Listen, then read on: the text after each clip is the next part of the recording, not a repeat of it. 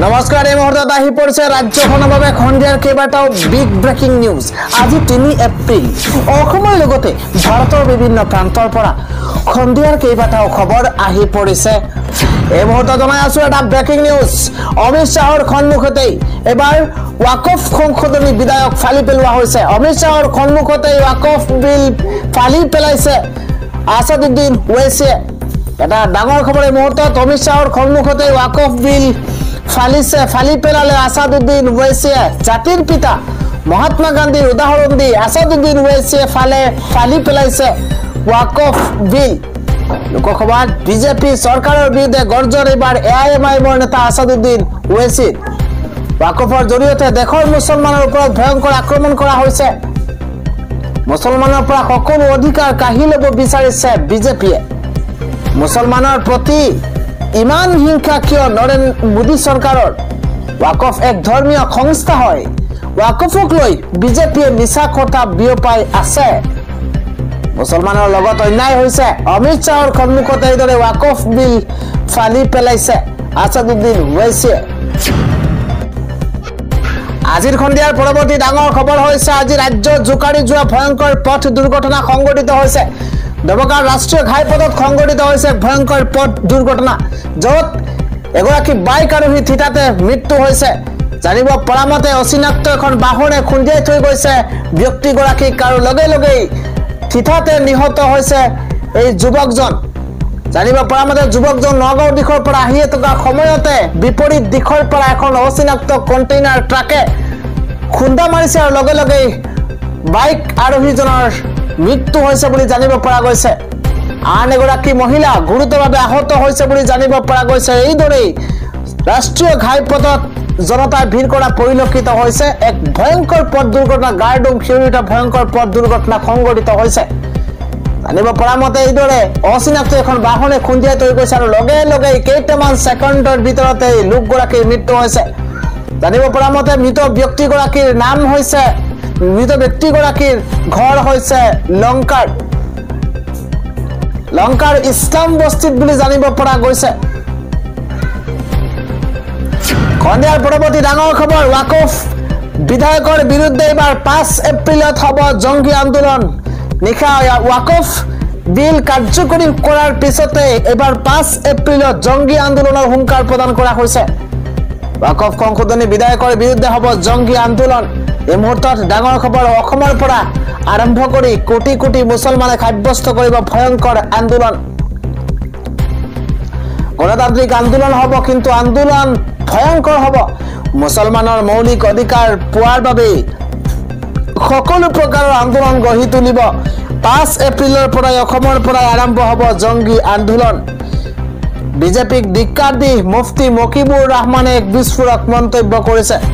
মকিবুৰ ৰহমানে কয় যে ৱাকফ সংশোধনী বিধেয়কৰ বিৰুদ্ধে হ'ব জংগী আন্দোলন। অসমৰ পৰা আৰম্ভ কৰি কোটি কোটি মুছলমানে সাব্যস্ত কৰিব ভয়ংকৰ আন্দোলন। এটা আন্তঃৰাষ্ট্ৰীয় খবৰ জনোৱাৰ চেষ্টা কৰিছো। বিশ্ব বাণিজ্যত যুদ্ধ আৰম্ভ আমেৰিকাৰ। এবাৰ ট্ৰাম্পক বিশ্বাস কৰি মহা বিপদত পৰিছে ভাৰত। বিশ্ব বাণিজ্যত যুদ্ধ আৰম্ভ আমেৰিকাৰ। ট্ৰাম্পক বিশ্বাস কৰি এবাৰ মহা বিপদত পৰিছে ভাৰত। এই মুহূৰ্তত এটা আন্তঃৰাষ্ট্ৰীয় খবৰ, ভাৰতসহ এছিয়া ইউৰোপৰ দেশৰ ওপৰতে আৰোপ কৰিছে গধুৰ শুল্ক। ট্ৰাম্পৰ ঘোষণা, এতিয়াৰে পৰা আমেৰিকাত বন্ধ হ'ব লুণ্ঠন। ভাৰতসহ এছিয়া ইউৰোপৰ দেশৰ ওপৰতে 34% পৰা 49% লৈকে গধুৰ আমদানি শুল্ক আৰোপ কৰা হৈছে। বৃহৎ অৰ্থনৈতিক আক্ৰমণৰ সূচনা আমেৰিকাৰ। এবাৰ চীন, ইউৰোপীয় সংঘ, জাপান আৰু ভাৰতকে ধৰি 25খন দেশৰ আমদানি শুল্ক বৃদ্ধি কৰাৰ ঘোষণা। ট্ৰাম্পৰ অভিযোগ, যোৱা 50 বছৰ ধৰি আমেৰিকাক লুণ্ঠন কৰি অহা হৈছে। এতিয়াৰে পৰা আমেৰিকাৰ কৃষক, উদ্যোগ আৰু চাকৰিক সুৰক্ষা দিয়া। আমেৰিকাই এতিয়া দুৰ্বল নহয়, শক্তিশালী হৈ ইয়াৰ প্ৰত্যুত্তৰ দিব। সন্ধিয়াৰ পৰৱৰ্তী আন এটা ব্ৰেকিং নিউজ। এটা ভুল কৰিলেই লাখপতি বাইদেউসকলে হেৰুৱাব পাৰে চৰকাৰী ধন। লাখপতি বাইদেউৰ ধন লাভ কৰাৰ লগে লগেই এবাৰ মহিলাসকললৈ মুখ্যমন্ত্ৰীৰ তৰফৰ পৰা কেতবোৰ ডাঙৰ মন্তব্য কৰা হৈছে, ডাঙৰ ঘোষণা কৰা হৈছে। মুখ্যমন্ত্ৰীগৰাকীয়ে কি কৈছে আমি জনোৱাৰ চেষ্টা কৰিছো। 10,000 টকাৰে লাখপতি বাইদেউসকলে মোবাইল ফোন নিকিনিব। এবাৰ মোবাইল ফোন কিনিলে সোণৰ কণীৰ পৰা হাঁহটো মৰি থাকিব বুলি মন্তব্য কৰিছে মুখ্যমন্ত্ৰীগৰাকীয়ে। 10,000 টকাই দুটাকৈ কণী পাৰিব। কিদৰে কণী পাৰিব আমি জনোৱাৰ চেষ্টা কৰিছো। এটা কণী হৈছে 25,000 টকাৰ। যদিহে সেই 10,000 টকা ভাল কামত খৰচ কৰে তেতিয়াহে পৰৱৰ্তী কিস্তিত লাখপতি বাইদেউসকলে লাভ কৰিব আৰু 25,000 টকা। অন্যথা মোবাইল কিনিলে বা অযথা সেই টকা খৰচ কৰিলে নাপাব দ্বিতীয়টো কিস্তি। এইকাৰণে মুখ্যমন্ত্ৰীগৰাকীয়ে কৈছে যে 10,000 টকাই দুটাকৈ কণী পাৰিব। সেয়া প্ৰথমটো কথা কোৱা হৈছে যে 25,000 টকা আৰু আনটো হৈছে 50,000 টকাৰ কণী। কোনেও এই 10,000 টকা অভাৱত খৰচ নকৰিব। প্ৰথম বছৰত এগৰাকী মহিলাক ব্যক্তিগতভাৱে দিয়া হ'ব 10,000 টকা আৰু দ্বিতীয় বৰ্ষত দিয়া হ'ব 25,000 টকা। দ্বিতীয় বৰ্ষত 25,000 টকা আৰু ইয়াৰে 12,500 টকা চৰকাৰী সাহায্য আৰু 12,500 টকা হ'ব বেংক ঋণ। অন্তিম বছৰত 50,000 টকা দিয়া হ'ব বেংক ঋণ হিচাপে। আৰু এই ডাঙৰ মন্তব্য কেতবোৰ বৃহৎ মন্তব্য কৰিছে ৰাজ্যৰ মুখ্যমন্ত্ৰী হিমন্ত বিশ্ব শৰ্মাই। আন এটা ডাঙৰ খবৰ হৈছে আজি PMAY সাৰ্ভেৰ অন্তিম তাৰিখ। কিদৰে লাভ কৰিব আপুনি চৰকাৰী পকীঘৰ।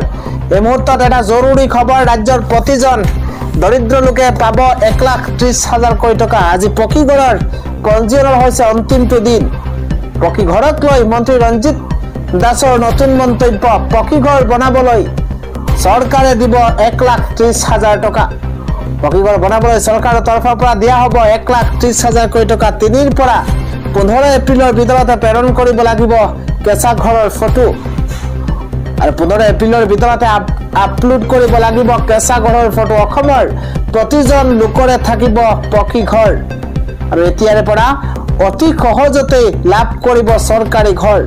চৰকাৰী ঘৰক লৈ নতুন নিয়ম জাৰি কৰিছে চৰকাৰে। এতিয়াৰ পৰা দুচকীয়া বাহন থাকিলেও পাব চৰকাৰী ঘৰ। পৰৱৰ্তী খবৰটো হৈছে অসমত ৱাকফ বোৰ্ডত ভয়ংকৰ কেলেংকাৰী। এবাৰ নিশাটোৰ ভিতৰতে ধনী হৈছিল বহু লোক। এই মুহূৰ্তৰ ডাঙৰ খবৰ। অসমত ৱাকফ বোৰ্ডত ভয়ংকৰ কেলেংকাৰী সংঘটিত হৈছে। অসমৰ ৱাকফ বোৰ্ডৰ সম্পত্তিৰ ওপৰত মুকলি তদন্ত হ'ব লাগে। কোনে এইদৰে মন্তব্য কৰিছে আমি শেহতীয়াকৈ জনোৱাৰ চেষ্টা কৰিছো। অসমৰ ৱাকফ বোৰ্ডৰ সম্পত্তিৰ ওপৰত মুকলি তদন্ত হ'ব লাগে।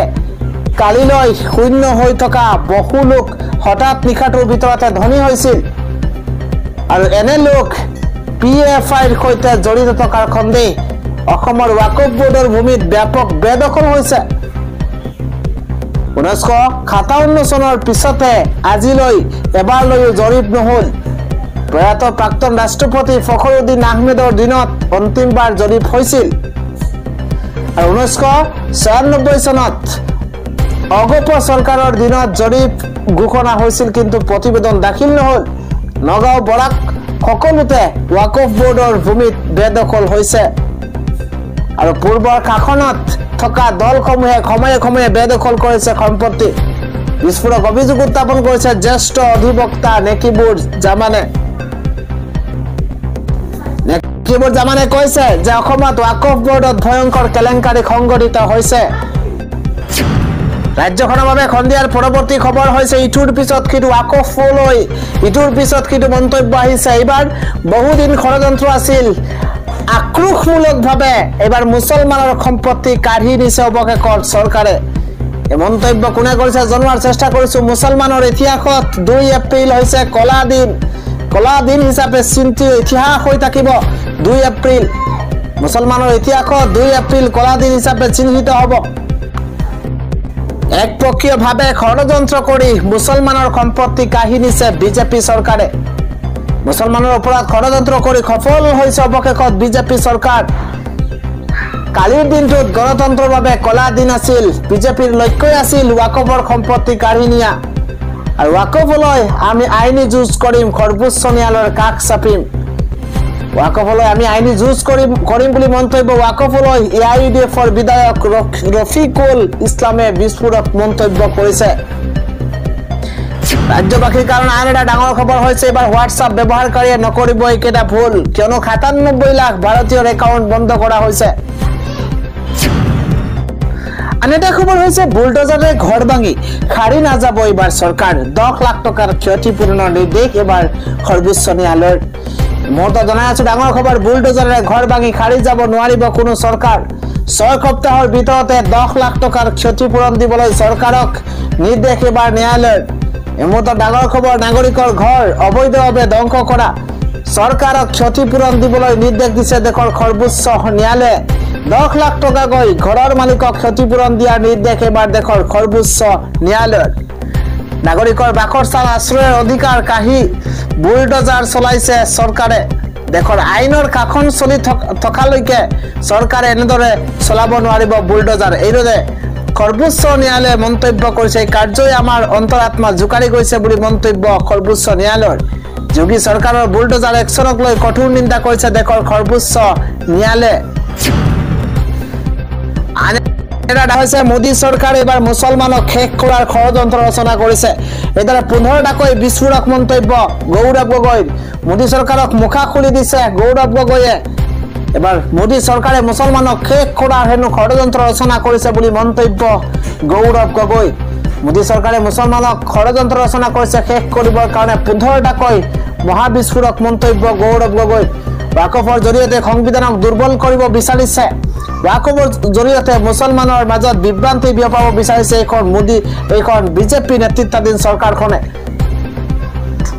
মোদী চৰকাৰে ভাৰতীয় সমাজখনক বিভাজিত কৰাৰ চেষ্টা কৰিছে সংখ্যালঘুসকলক বিচ্ছিন্ন কৰাৰ ষড়যন্ত্ৰ ৰচিছে মোদী চৰকাৰে ধৰ্মৰ ভিত্তিত বিভাজন কৰিছে আজি তেওঁলোকৰ চকু এটা বিশেষ সম্প্ৰদায়ৰ ওপৰত আছে কাইলৈ আন কাৰোবাৰ হ'ব পাৰে আৰু তেওঁলোকৰ সংশোধনীৰ ফলত অধিক সমস্যাৰ সৃষ্টি হয় কোনটো সম্প্ৰদায়ক আপোনালোকে বিপথে পৰিচালিত কৰিব বিচাৰে কোনে স্বাধীনতাৰ বাবে যুঁজিছিল ২ লাখ লোক শহীদ হ'ল আন্দোলনৰ ভাগ লোৱা সেই সম্প্ৰদায়ৰ ভাৱমূৰ্তি কলংকিত কৰিব বিচাৰে মোদী চৰকাৰক এইদৰে মুখা খুলি দিলে আজি গৌৰৱ গগৈয়ে